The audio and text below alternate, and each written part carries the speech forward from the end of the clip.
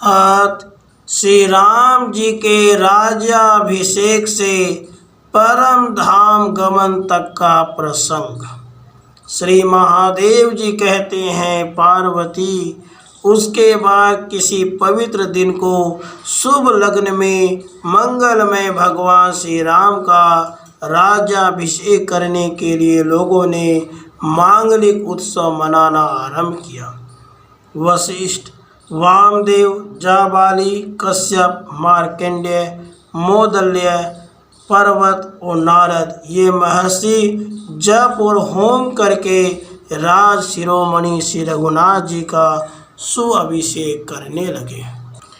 नाना रत्नों से निर्मित दिव्य सुवर्णमय पीढ़े पर सीता सहित भगवान श्री राम को बिठाकर उत्तम व्रत का पालन करने वाले महर्षि सोने और रत्नों के कलशों में रखे हुए सब तीर्थों के शुद्ध एवं मंत्रपूत जल से, जिसमें पवित्र मांगलिक वस्तुएं, दुर्वा दल, तुलसी दल, फूल और चंदन आदि पड़े थे, उनका मंगलमय अभिषेक करने और चारों वेदों के वैष्णव सूक्तों को पढ़ने लगे।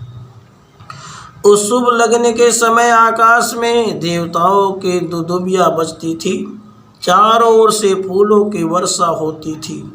वेदों के पारगामी मुनियों ने दिव्य वस्त्र, दिव्य आभूषण, दिव्य गंध और नाना प्रकार के दिव्य पुष्पों से श्री सीता देवी के साथ श्री रघुनाथ जी का श्रृंगार किया। उस समय लक्ष्मण ने दिव्य छत्र और चंवर धारण किए। भरत और शत्रुघ्न भगवान के दोनों बगल में खड़े होकर ताड़ के पंखों से हवा करने लगे। राक्षस राज विभीषण ने सामने से दर्पण दिखाया। वानर राज सुग्रीव भरा हुआ कलश लेकर खड़े हुए। महातेजस्वी जांबवान ने मनोहर फूलों की माला पहनाई। बाली कुमार अंगद ने श्रीहरि को कपूर मिला हुआ पान अर्पण किया। हनुमान जी ने दिव्य दीपक दिखाया। सुसेन ने सुंदर झंडा लहराया। सब मंत्री महात्मा श्री राम जी को चारों ओर से घेर कर उनकी सेवा में खड़े हुए। मंत्रियों के नाम इस प्रकार थे: सृष्टि, जयंत, विजय, सौराष्ट्र, राष्ट्रवर्धन, अकोप, धर्मपाल तथा सुमंत्र। नाना जनपदों के स्वामी, नरश्रेष्ठ, नृपतिगण, पूर्ववासी, वैदिक विद्वान तथा बड़े बूढ़े सज्जन भी महाराज की सेवा में उपस्थित थे। वानर, भालू, मंत्री, राजा, राक्षस, श्रेष्ठ द्विज और सेवकों से घिरे हुए महाराज श्री राम साकेत धाम अयोध्या में इस प्रकार शोभा पाने लगे जैसे भगवान लक्ष्मीपति विष्णु देवताओं से घिरे होने पर परव्योम वैकुंठ धाम में सुशोभित होते हैं। देवी सीता के साथ श्री रघुनाथ जी को राज्य पर अभिषिक्त होता देख विमानों पर बैठे हुए देवताओं का हृदय आनंद से भर गया। गंधर्व और अप्सराओं के समुदाय जय जयकार करते हुए स्तुति करने लगे। वशिष्ठ आदि महर्षियों द्वारा अभिषेक हो जाने पर श्री रामचंद्र जी सीता देवी के साथ उसी प्रकार सुशोभित हुए जैसे लक्ष्मी जी के साथ भगवान विष्णु शोभा पाते हैं। सीता जी अत्यंत विनीत भाव से श्री रघुनाथ जी के चरण कमलों की सेवा किया करते थे।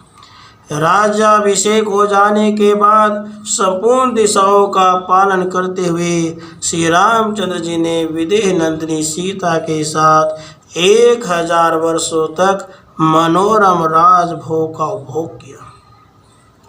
इसी बीच में अंतःपुर की स्त्रियां, नगर निवासी तथा प्रांत के लोग छिपे तौर पर सीता जी की निंदा करने लगे। निंदा का विषय यही था कि वे कुछ काल तक राक्षस के घर में निवास कर चुकी थी। शत्रुओं का संहार करने वाले श्री रामचंद्र जी लोकापवाद के कारण मानव भाव का प्रदर्शन करते हुए उन्होंने राजकुमारी सीता को गर्भवती की अवस्था में वाल्मीकि मुनि के आश्रम के पास गंगा तट पर महान वन के भीतर छुड़वा दिया। महातेजस्वनी जानकी गर्भ का कसैन करती हुई मुनि के आश्रम में रहने लगी। उनका मन सदा स्वामी के चिंतन में ही लगा रहता था। मुनि पत्नियों से सत्कृत और महर्षि वाल्मीकि जी द्वारा सुरक्षित होकर उन्होंने आश्रम में ही 2 पुत्र उत्पन्न किए, जो कुश और लव के नाम से प्रसिद्ध हुए। मुनि ने ही उनके संस्कार किए और वहीं पलकर वे दोनों बड़े हुए। उधर श्री रामचंद्र जी यम नियम आदि गुणों से संपन्न हो सब प्रकार के भोगों का परित्याग करके भाइयों के साथ पृथ्वी का पालन करने लगे। वे सदा आदि अंत से रहित सर्वव्यापी श्रीहरि का पूजन करते हुए ब्रह्मचर्य परायण हो प्रतिदिन पृथ्वी का शासन करते थे। धर्मात्मा शत्रुघ्न लवणासुर को मारकर अपने 2 पुत्रों के साथ देव निर्मित मथुरापुरी के राज्य का पालन करने लगे। भरत ने सिंधु नदी के दोनों तटों पर अधिकार जमाए हुए गंधर्वों का संहार करके उस देश में अपने दोनों महाबली पुत्रों को स्थापित कर दिया। इसी प्रकार लक्ष्मण ने मद्र देश में जाकर मद्रों का वध किया और अपने 2 महापराक्रमी पुत्रों को वहां के राज्य पर अभिषिक्त कर दिया। उसके बाद अयोध्या में आकर वे श्री रामचंद्र जी के चरणों की सेवा करने लगे। श्री रघुनाथ जी ने एक तपस्वी शूद्र को मारकर मृत्यु को प्राप्त हुए एक ब्राह्मण बालक को जीवन प्रदान किया। उसके बाद नैमिषारण्य में गोमती के तट पर श्री रघुनाथ जी ने सुवर्णमयी जानकी की प्रतिमा के साथ बैठकर अश्वमेध यज्ञ किया। वहाँ भारी जन समाज एकत्रित था। उन्होंने बहुत से यज्ञ किया। इसी समय महातपस्वी वाल्मीकि जी सीता को साथ लेकर वहाँ आए और श्री रघुनाथ जी से इस प्रकार बोले, उत्तम व्रत का पालन करने वाले श्री राम, मिथिलेश कुमारी सीता सर्वथा निष्पाप है। यह तन निर्मल और सती साध्वी स्त्री है। जैसे प्रभा सूर्य से अलग नहीं होती, उसी प्रकार ये भी कभी आपसे विलग नहीं होती। आप भी पाप के संपर्क से रहित है, फिर आपने इनका त्याग कैसे किया? श्री राम जी बोले, ब्राह्मण मैं जानता हूँ आपके कथनानुसार जानकी सर्वथा निष्पाप है। बात यह है कि सती साध्वी सीता को दंडकारण्य में रावण ने हर लिया था। मैंने उस दुष्ट को युद्ध में मार डाला। उसके बाद सीता ने अग्नि में प्रवेश करके जब अपने को शुद्ध प्रमाणित कर दिया, तब मैंने धर्मतः इन्हें लेकर पुनः अयोध्या में आया। यहाँ आने पर इनके प्रति नगर निवासियों में महान अपवाद फैला। यद्यपि ये तब भी सदाचारी नहीं थी, तो भी लोक अपवाद के कारण मैंने इन्हें आपके निकट छोड़ दिया। अतः केवल मेरे ही चिंतन में संलग्न रहने वाली सीता को उचित है कि ये लोगों के संतोष के लिए राजाओं और महर्षियों के सामने अपनी शुद्धता का विश्वास दिलाए। मुनियों और राजाओं की सभा में श्री रामचंद्र जी के ऐसा कहने पर सती साध्वी सीता ने उनके प्रति अपना अनन्य प्रेम दिखलाने के लिए सब लोगों को आश्चर्य में डालने वाला प्रमाण स्थापित किया।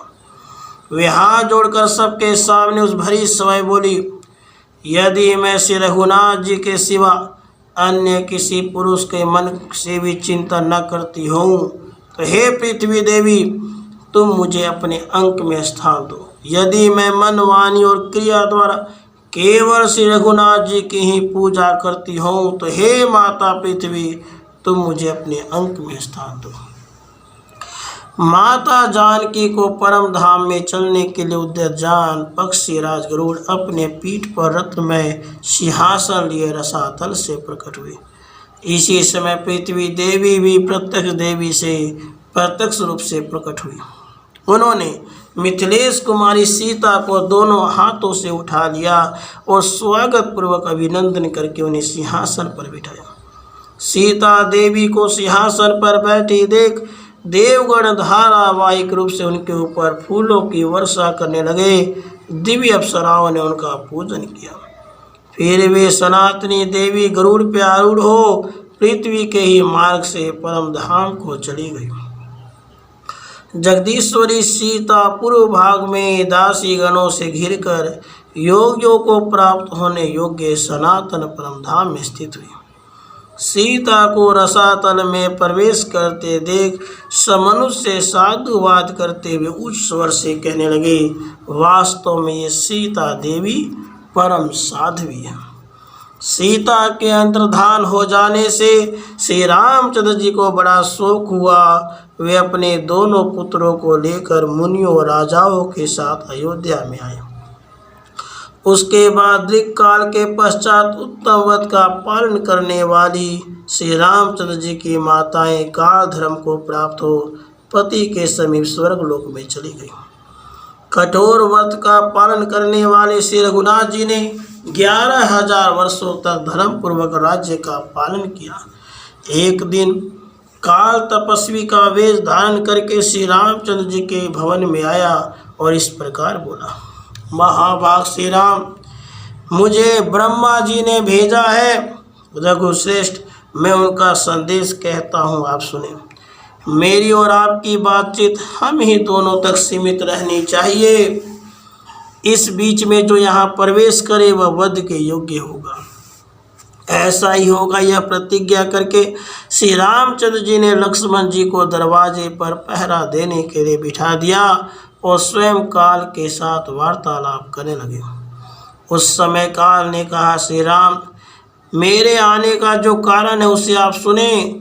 देवताओं ने आपसे कहा था कि आप रावण और कुंभकर्ण को मार 11,000 वर्षों तक मनुष्य लोक में निवास करें। उनके ऐसा कहने पर आप इस भूतल पर अवतीर्ण हुए थे। वह समय अब पूरा हो गया है, अतः अब आप परम धाम को पधारे, जिससे समग्र देवता आपसे सनात हो। महाबाहु श्री राम ने एवं मस्तु कहकर काल का अनुरोध स्वीकार किया। उन दोनों में भी बातचीत हो ही रही थी कि महातपस्वी दुर्वासा मुनि राजद्वार पे आ पहुँचे और लक्ष्मण से बोले, राजकुमार, तुम शीघ्र जाकर रघुनाथ जी को मेरे आने की सूचना दो। यह सुनकर लक्ष्मण जी ने कहा, ब्राह्मण, इस समय महाराज के समीप जाने की आज्ञा नहीं है। लक्ष्मण की बात सुनकर मुनि से दुर्वासा को बड़ा क्रोध आया। वे बोले, यदि तुम श्री रामचंद्र जी से नहीं मिलाओगे तो शाप दे दूंगा। लक्ष्मण जी ने शाप के भय से श्री रामचंद्र जी को महर्षि दुर्वासा के आगमन की सूचना दे दी। तब सब भूतों को भय देने वाले कालदेव वहीं अंतर्धान हो गए। महाराज श्री राम जी ने दुर्वासा के आने पर उनका विधिवत पूजन किया। उधर रघुश्रेष्ठ लक्ष्मण ने अपने बड़े भाई की प्रतिज्ञा को याद करके सरयू के जल में स्थित हो अपने साक्षात स्वरूप में प्रवेश किया। उस समय उनके मस्तक पे सहस्र फन शोभा पाने लगे। उनके श्रीअंगों की कांति कोटि चंद्रमाओं के समान जान पड़ती थी। वे दिव्य माला और दिव्य वस्त्र धारण किए दिव्य चंदन के अनुलोप से सुशोभित हो रहे थे। सहस्रों नाग कन्याओं से घिरे हुए भगवान अनंत दिव्य विमान पर बैठकर परम धाम को चले गए।